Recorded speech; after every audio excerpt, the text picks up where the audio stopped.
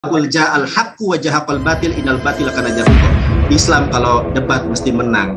Nggak ada firman berjelma menjadi manusia ya Susan. Oh iya, Bye-bye. Lehi praot Beyom Shabwa. Beyom sekarang apa sih? Beyom sesi. Ini ada Bang Zuma udah resen nih. Ya, saya komen juga ya, kawan-kawan ya. Yes, Terima kasih ya untuk roomnya ya. Thank you ya. Ini Bang Zuma resen ini. Ada yang disampaikan Bang Zuma. Ini kenapa Bang Herdi kabur nih? Cek suara saya dengar enggak? Ya? Dengar Bang, lanjut Bang. Ya, Bang Herdi jangan lari dulu dong. Herdi, jangan pergi dulu. Anda, Yesus itu firman atau domba? Wahyu 5 nomor 6, di situ domba, seekor domba tadi katanya. Kok jadi firman sekarang? Hayo. Si Irfan, si Aldi maju.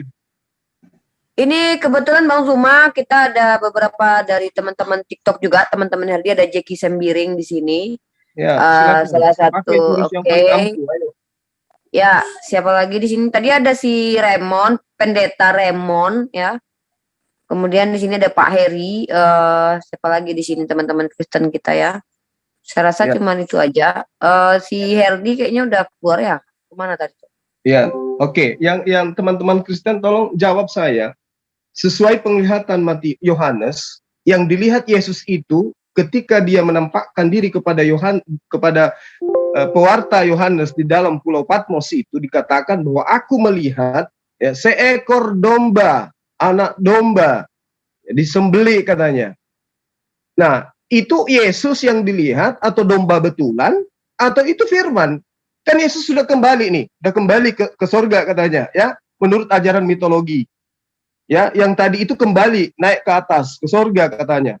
Nah, sekarang ketika dia kembali ke sorga, dia bentukan firman atau dalam bentukan kambing, domba, binatang? Silakan.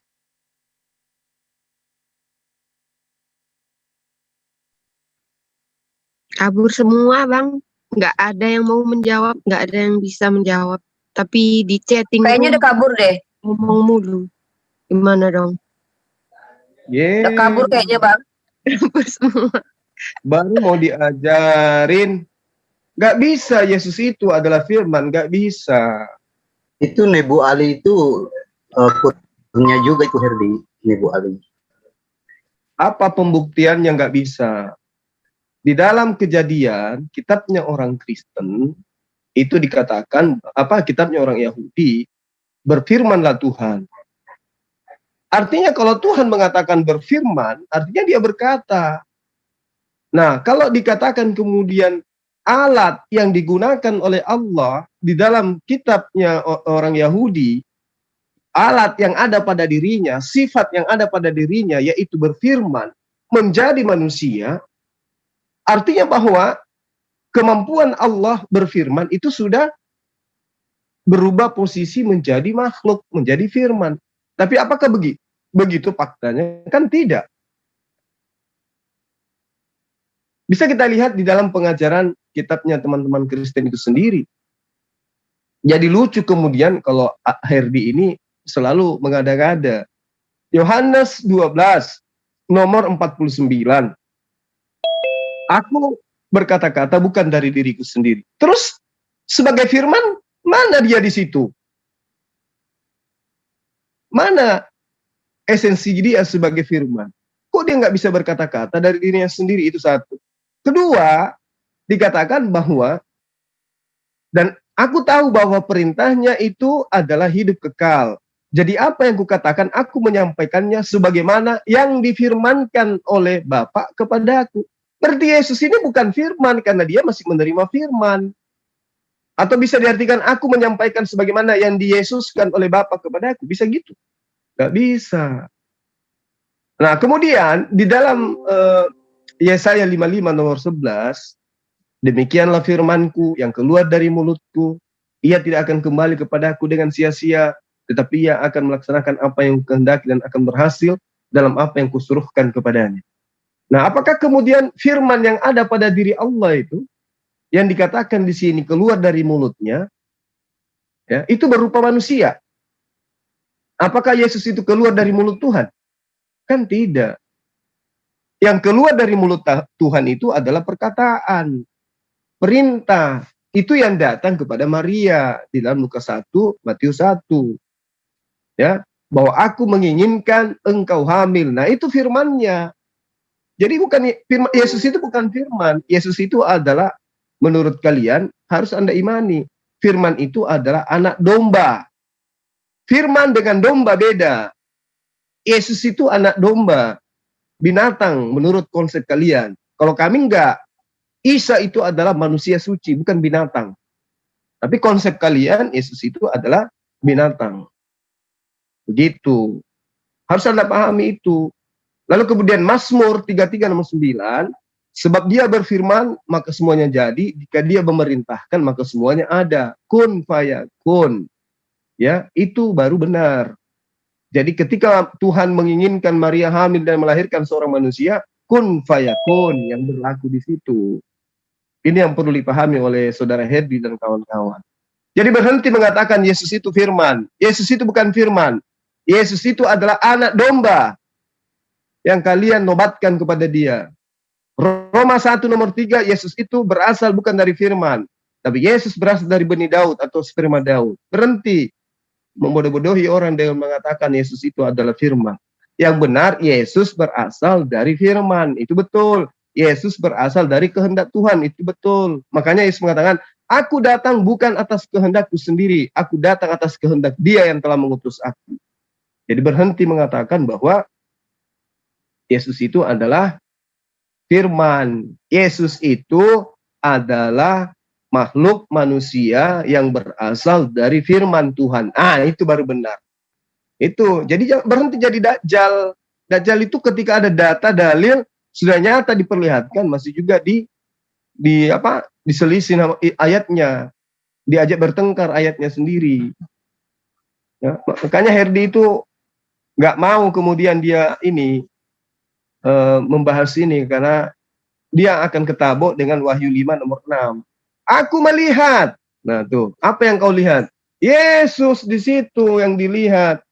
Yesus bentukannya apa di situ? Ayo anak-anak. Apakah di Wahyu 5 ketika dituliskan penulis pewarta buku Wahyu ini, apakah yang dilihat di situ perkataan, firman? Tidak. Yang dilihat ketika Yesus terangkat kembali ke langit, menurut ajaran mitologi adalah Yesus dilihat oleh pewarta Wahyu berupa seekor anak domba seperti telah disembelih. Itu siapa? Yesus. Di situ dikatakan bertanduk 7, bermata 7. Nah, ayo. Siapa yang dinobatkan sebagai anak domba? Yesus.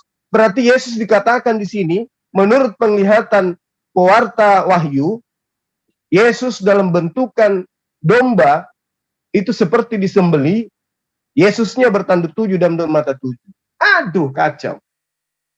Habis itu dia nipu. Yesus itu adalah firman. Lihat di dalam Al-Quran. Baca Quran aja nggak bisa, masuk bahas Al-Quran. Jadi saya simpulkan yang terakhir, bahwa menurut pemahaman daripada pewarta kitab Wahyu, tertera di bab 5 nomor 6, Yesus yang adalah anak domba dilihat dalam wujud yang asli, yaitu domba seperti disembelih, bertanduk 7 dan bermata 7. Ini siapa? Ini adalah anak Maria yang dilihat oleh pewarta. Jadi Yesus itu, kalau dikatakan tadinya adalah firman, kemudian nusul menjadi manusia, lalu mati, lalu kembali kepada Tuhan, kembali kepada asalnya, ternyata ketika dia kembali, bukan dalam bentuk firman, tapi dalam bentuk binatang anak domba, bertanduk 7 dan bermata 7. Ya, silakan Anda pikirkan itu. Tuhan apaan yang model kayak begitu? Ya, sekira itu sebagai tambahan, ternyata Kristennya pada lari semua. Silakan yang lain kalau ada yang mau ditambahkan.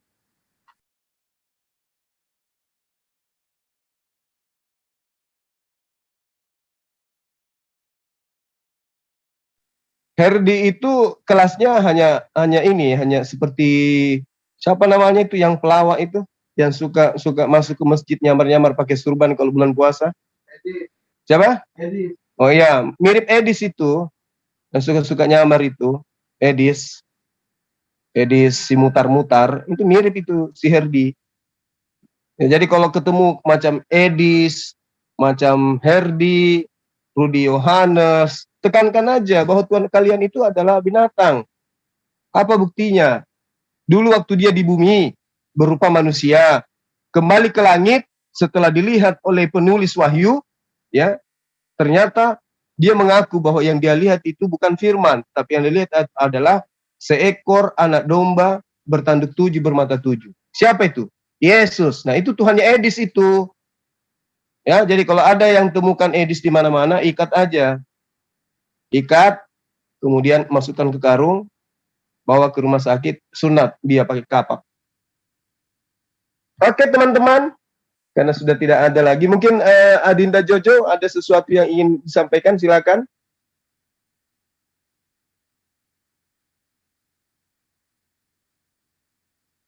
Dinda Rifa atau Ahi Farhan, silakan.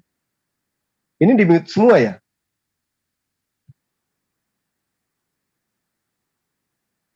Ya mute siapa? Hello. Ya, ini ke mute. Tarzuma. Ya, assalamualaikum, Ustaz Zuma dan Bang Jonathan Nandar. Iya, boleh tangkapi sedikit ini Ustaz Zuma. Iya. Iya tadi Pak Herdi itu tadi juga mengomentari kenapa Allah itu menggunakan domir huwa ya. Saya rasa dia juga tidak tahu apa itu domir ya. Secara logatan dan secara istilahan gitu ya. Ini ini sebetulnya ciri khas dari bahasa bangsa Semitik gitu ya. Kenapa Allah itu menggunakan domir huwa? Kita perlu pelajari ya, termasuk juga Pak Herdi. Di dalam bahasa Arab itu ada namanya muzakkar hakiki, ada namanya muzakkar majazi.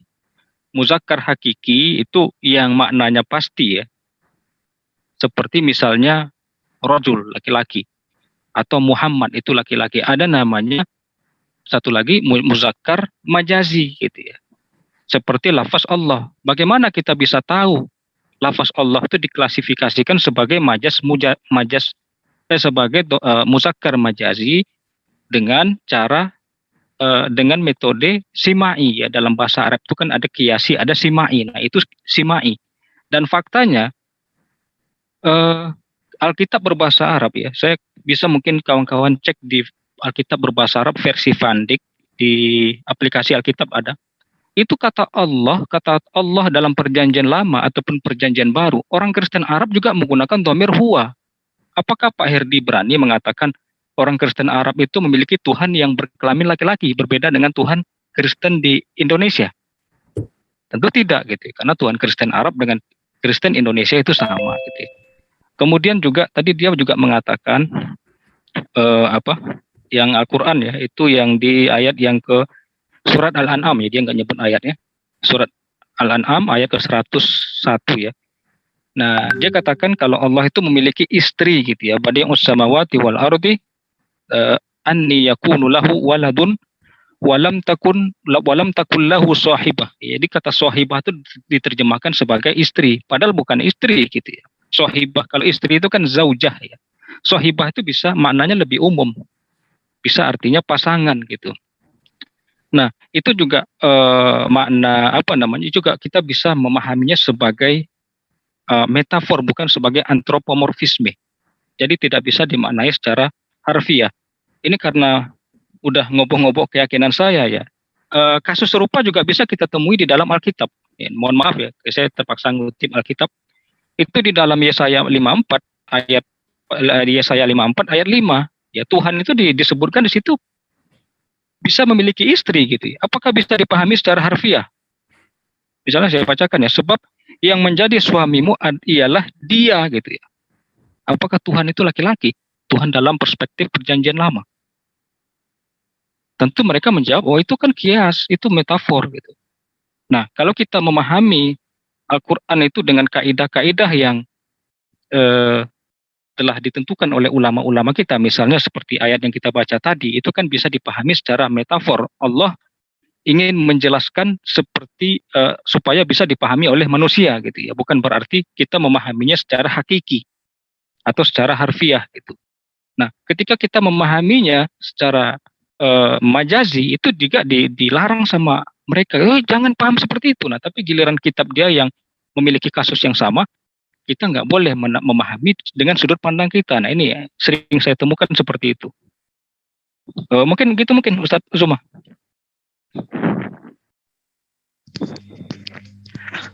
Boleh Pak Revan Fila, saya nanggapin sedikit ya tentang bagaimana kebingungan si Herdi ini dalam memposisikan makna daripada kausa dan objek ya. Jadi dia kebingungan memaknai kata firman dengan yang berfirman. Kata subjek dan objeknya ini menjadikan sebuah kata ambigu ketika kata firman itu merujuk kepada Yesus. Di dalam Mazmur 33 nomor 9 jelas dikatakan di sana seperti di dalam Al-Qur'an juga. Inama amruhu idza arada syai'an ayaqula lahu kun fayakun. Segala yang dikehendaki oleh Allah, kun pasti akan menjadi fayakun. Tidak ada yang mustahil bagi Allah. Nah, umat Kristen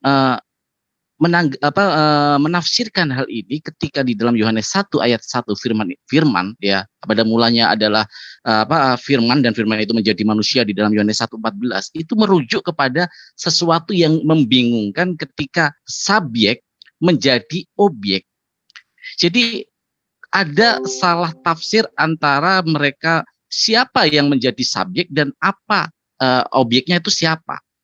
Jadi bedakan dengan subjek dan impact, kausa dan impactnya. Kausa itu berkehendak, nah kehendaknya itu melalui firman, itulah impact yang akhirnya menjadi apa yang dikehendaki di dalam inama amruhu idza arada syai'an ayaqula lahu kun fayakun. Jadi terjadi sebuah kebingungan yang ini memang seperti yang dikatakan Guru Zuma bahwa ada pemahaman pagan, sesuatu yang empirisme. Mereka itu mencoba mewujudkan Tuhannya itu berbentuk materi, berbentuk sesuatu yang terlihat oleh indrawi. Jadi inilah empirisme itu. Dan ini sangat-sangat sesuai dengan pemahaman-pemahaman pagan. Pagan tidak akan pernah percaya sesuatu yang tidak dilihat oleh empirisme, sesuatu yang indrawi. Mereka tidak akan pernah bisa percaya. Sehingga terjadi sebuah perkawinan, perzinahan kalau menurut saya antara pagan dan ajaran yang seharusnya tauhid oleh Nabi Isa alaihissalam atau Yesus Christ diselewengkan melalui perzinahan oleh Paulus dan terjadilah sebuah anak haram yang bernama Kristen ini. Saya mohon maaf agak keras karena memang terjadi sebuah perpaduan yang dipaksakan ketika tauhid dipadukan dengan ajaran-ajaran pagan. Begini itu saja para ibadah fillah. Tafadhol.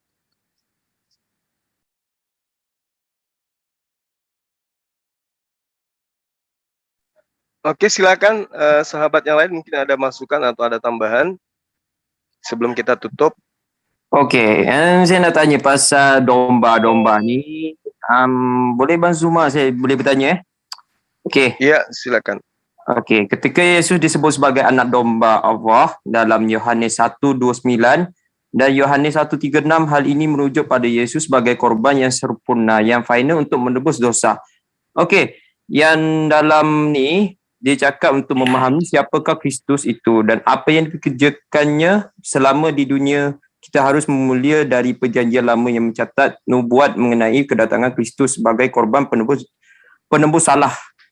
Okey, yang ini selebih tapi saya tak nak panjang-panjang. Ini Yesaya 53 10.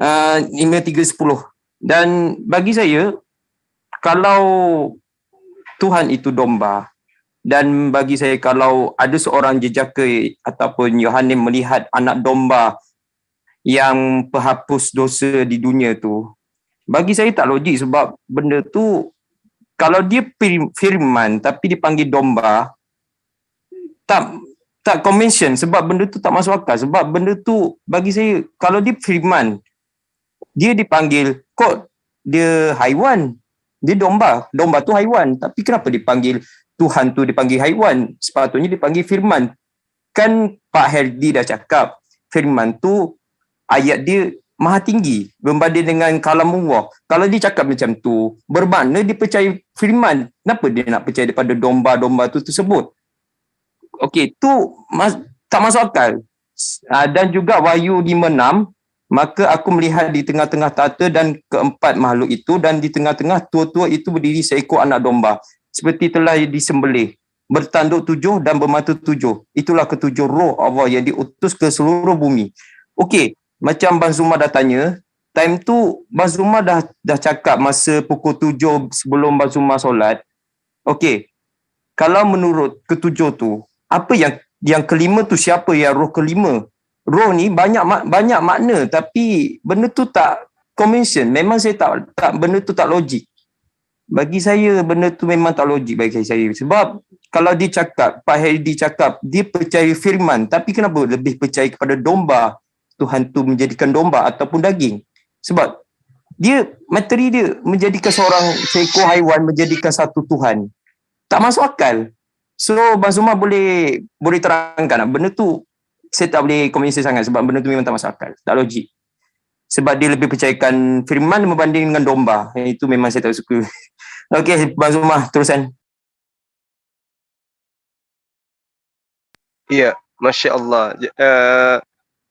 Sahabat kita ini ya masih memahami ya lebih jauh daripada pemahaman daripada seorang aktivis bernama Herdi ya, yang kerjanya cuma memelintir aja. Sementara Adinda Jojo ini juga masih Katolik, tetapi dia lebih mengedepankan akal sehat di dalam memahami segala aspek yang ada di dalam kitab. Nah, kalau kemudian ada upaya mengatakan Yesaya 53 itu adalah nubuatan untuk Yesus, juga itu juga ada pemahaman yang keliru.